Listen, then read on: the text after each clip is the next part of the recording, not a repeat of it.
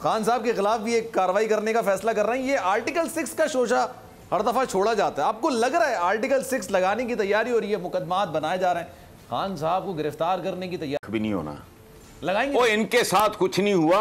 हाँ ओ भाई, लगता है ये जिन पे लग सकता था वहां नहीं लगा, लग भी जाएगा तो क्या बिगाड़ लेगा? कौन सा बरगद का पेड़ उखाड़ लेगा ये? सवाए इसके कि ये इमरान दिन रात इनको विरद का बेवकूफ लोग हैं। वो भाई इनको समझ नहीं आ रही। इमरान कहते हैं ना, वो चंद दिन पहले मरियम ने कहा था कोई सियासी मुस्तकबिल खत्म हो गया। उसका मुस्तकबिल तो शुरू अब हुआ है, देखते जाओ होता क्या है। उसका राउंड मुकम्मल हो गया है, लंबा राउंड, ऑपोजिशन, फिर इक्तदार, फिर इक्तदार देखने के बाद की ऑपोजिशन, वो एक और तजर्बा होता है।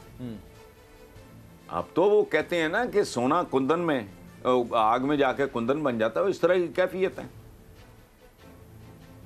ये इसी तरह चलता रहेगा, इसी तरह चल रहा है। जिसका फासला जरा ज्यादा था वो वैसे ही गुड बाय कर गए हैं, मुद्दत हुई। आज उनका नाम बांग्लादेश है। जिन्ना साहब कहीं आके पूछ लें कि मैंने जो दिन रात की मेहनत से जो मुल्क बनाया था किधर है। बहरहाल कोई क्या जवाब देगा मुझे नहीं पता। तराना पूरा है, मुल्क आधा है। वाह, झंडा पूरा है, मुल्क आधा है।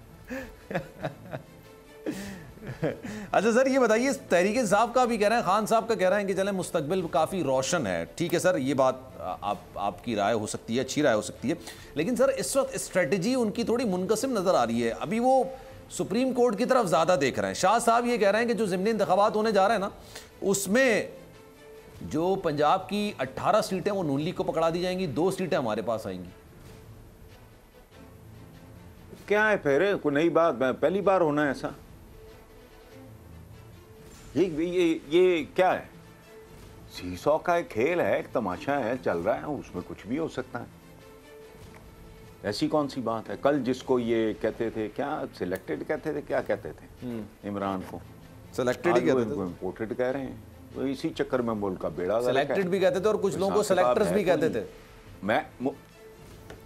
अच्छा सुने ना, तो मुझे एक बात बताओ यार, इस मुल्क की इंतजामिया में किसी माँ के लाल में जुर्रत होगी आइंदा? आज मैं पेशियाँ भुगत रहा हूँ, जमानतें ले रहा हूँ, जेलों में बैठा हूँ, फलाना, कल मैं इक़्तिदार में हूँ। मुझे बताएं, इस मुल्क की इंतजामिया नीम पागल है जो आइंदा कभी किसी बंदे कोई अकाउंटेबिलिटी को यकीनी बनाएगी? जो रहा सहा कोई अव्वल तो इनका भरम था कोई नहीं, सारे सिलसिले का कोई भरम नहीं है। अगर को था वो तो खत्म हो चुका है। कल मुझे बताएं इस मुल्क की इंतजामिया की क्या औकात रह गई है?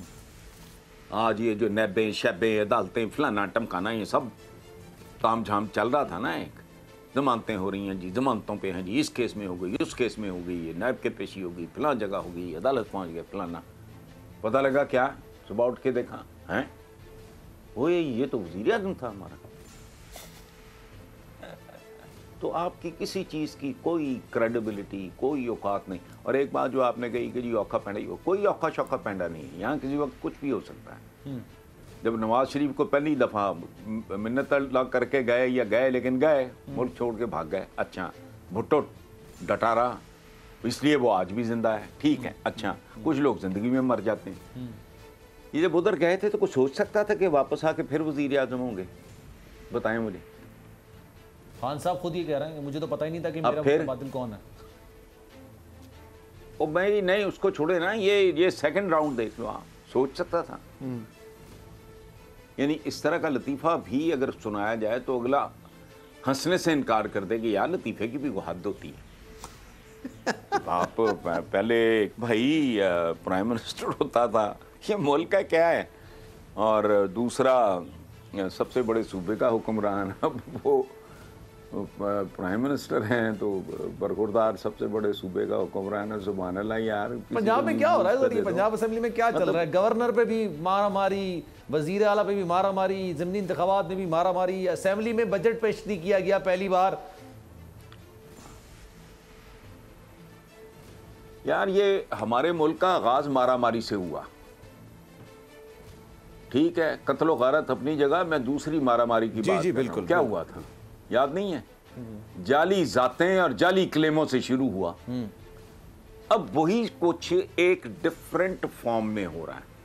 बेसिक इश्यूज किसी का बाप नहीं जानता, यहाँ किसी के मुंह से मैंने नहीं, किसी वाकई जो पीपल हु मैटर उनके मुंह से मैंने ये सुना हो कि यार पॉपुलेशन जो है इसका जिन हमें खा जाएगा, इस मुल्क के लोग एक दूसरे को खा जाएंगे। ये प्रोसेस शुरू हो चुका है।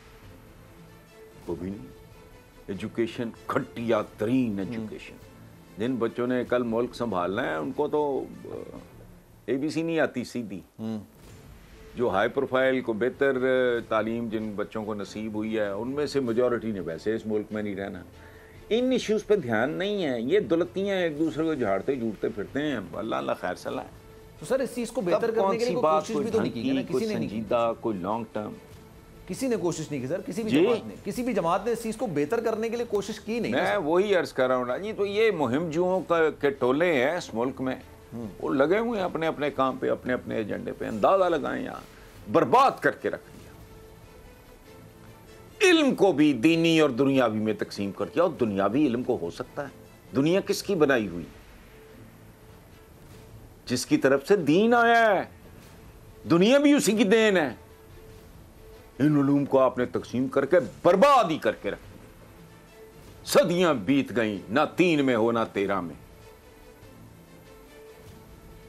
ना को होश है, ना फलाना है, ना तारीख का कोई शऊर है, ना ढंग की बात। ये क्या दिहाड़ीबाज टाइप लोग हैं सारे। अगला इलेक्शन वो बहुत जो को फन्ने खान होगा वो अगले इलेक्शन की सोच रहा होगा। इनका टोटल विजन इतना है। क्योंकि अगली नस्लों का सोचने के लिए तो बड़ा जिगरा चाहिए। क्योंकि इंसान तो दायरा एक मुख्तसर सी उम्र लेके आता है, चला जाता है। बहरहाल सर अगले इलेक्शंस में क्या देखना है सर? इस साल होते हुए नजर आ रहे हैं आपको? एक्शन रिप्ले और क्या, यही आ जाएंगे वापस? ये मुल्क बहुत देर से दायरे में सफर कर रहा है। चले sir, thank you so much for your time. Hasan साहब हमारे साथ मौजूद थे। Sir thank you so much for your time. Subscribe करें और बेल दबाएं ताकि कोई खबर रह न जाए।